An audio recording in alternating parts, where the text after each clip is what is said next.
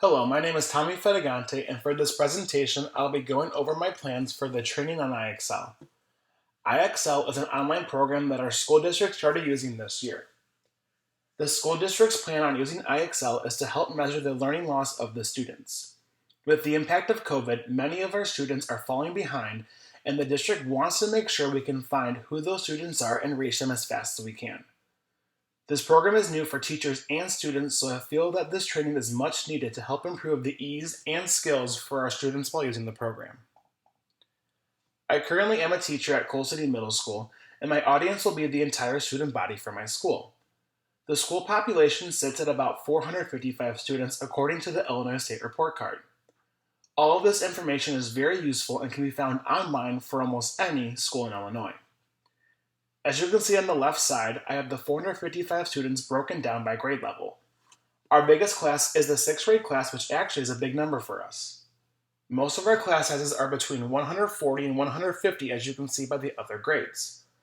With this many new students at the middle school, I think this training is vital for the student body to complete. On the right side, you can see that we have an awesome attendance rate. While this training will be online, having this attendance rate is great because teachers can then implement the training during school hours to better assist the students. Our IEP students are at about 11%. However, almost all of these students are in the co-taught environment. This means that while they will be using IXL, they have a regular ed teacher and a special education teacher with them to help them and better assist. As you can see, our student body is not that diverse. With almost 89% of our population being white, you will not see much diversity in Coal City Middle School.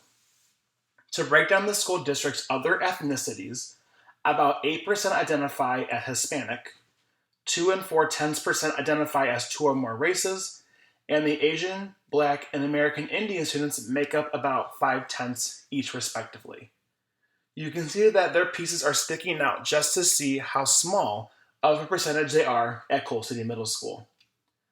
On the Illinois State Report Card, you can see that roughly 24% of our students come from low-income families.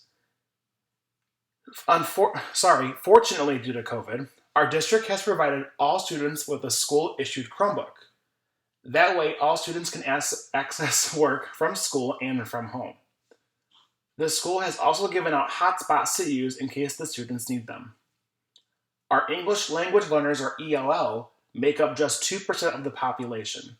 To my knowledge, all of these students are fluent enough in English to read, write, and speak the language at the appropriate level they are at.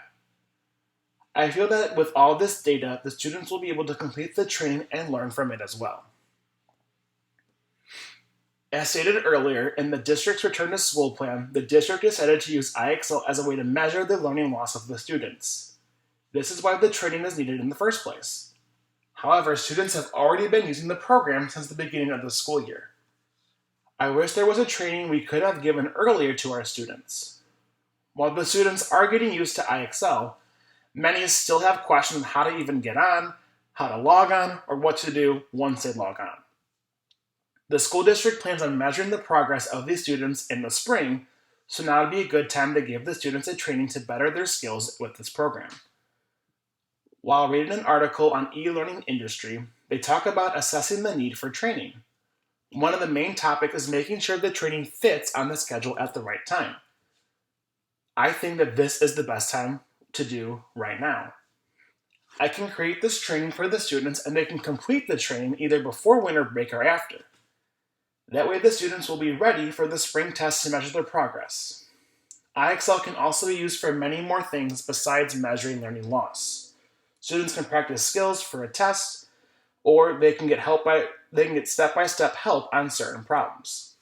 IXL is a great tool if used correctly, which is why I need this training to be done as soon as I can.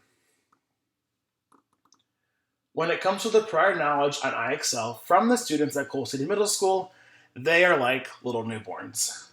They do not have the skills to complete any of this independently unless they need help from the teachers. I took a quick survey at the beginning of the school year to see if any of my students actually knew what IXL was. At first, a lot of my students thought that IXL was iReady. I iReady is a program that they use at the intermediate school.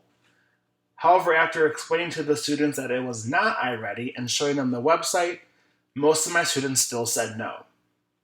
As you can see from the data I collected, of my 3 classes, 1, 2, and then 1 student from each respected class knew or recognized IXL. This may not be 100% accurate because I know of teachers, myself included, that have used IXL in class just for a quick practice thing or an assessment. The teachers may not call it IXL, but in reality, it is what we were using, and the students may not know that. There is a sentence that I read from Hallam Song's article stating that if multimedia courses are not designed properly, the integration of audio, video, and other multimedia elements will distract rather than enhance. This is something I will make sure I do not want to do. One way to make sure I do this is to keep the multimedia relevant to all. That seems to be a major point in the first 2 weeks of this class. It's making sure the training works for all learners. I plan to keep the training relevant by using videos and pictures within the training. My students love going on YouTube, and they seem to learn better from videos sometimes. I will keep the media relevant for my students by kind of making YouTube-type videos or step-by-step tutorials to help them better. Sorry about that. While the training itself might not pertain to the real world, the skills they learn from this training will. Students will be learning how to navigate new websites, and the internet will always be around for them. Students can learn skills from this training and apply it to future classes in their educational career. Interactivity to me is having students communicate with one another through the training. I plan on having discussions for the training where all learners and teachers can be involved. With this being new for the whole school, including teachers may be able to learn a thing or two from the students as well. As we continue on with multimedia, I feel that collaboration will naturally help or come about in the training. I do want to create moments of collaboration where they have to write out steps by steps with their peers or ask questions to one another in a discussion form, but I do feel naturally the students will want to question themselves, the teachers, or their fellow peers. I feel that motivation aspects come from one part being that it is required for IXL to be used. Since it is required, students will be motivated to learn. However, I still feel the other part will come naturally because I've noticed these kids are very excited to be at school. With everything going on with COVID, students want to come to school and are actually excited to learn and see their classmates and teachers. Now, there are students who don't feel that way, so it'll be my job to make sure I keep them motivated in other aspects. Finally, with engagement, I feel that many of the students will be engaged with the learning just for the sole fact that it's online. If I can make anything online, the students love it more than if it's a paper copy or notes. I also need to make sure that it's accessible to all my learners. Morrison in her article makes a great point by explaining that even though some students with disabilities may not see themselves that way, they need the accommodations without asking. For example, I have a student who is completely deaf in one ear. While he is very capable of doing the material on his own, I need to make sure he has plenty of opportunities to get the assistance he needs. I need to make sure videos come with subtitles and that all directions are clear and concise. If the training is accessible for all learners, the students will be able to be engaged and actually learn from the training.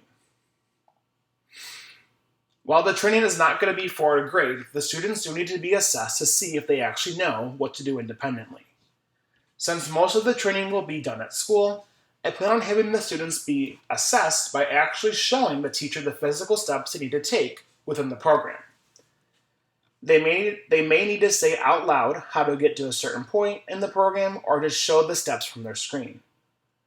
Our school has an awesome program called Go Guardian where we can actually see our students' screens in real time.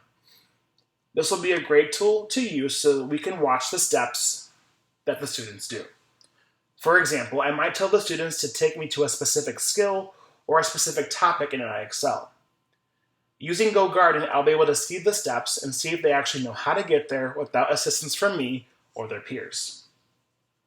I feel that students sometimes do better showing me versus writing things down, so this will be a great way to assess the students.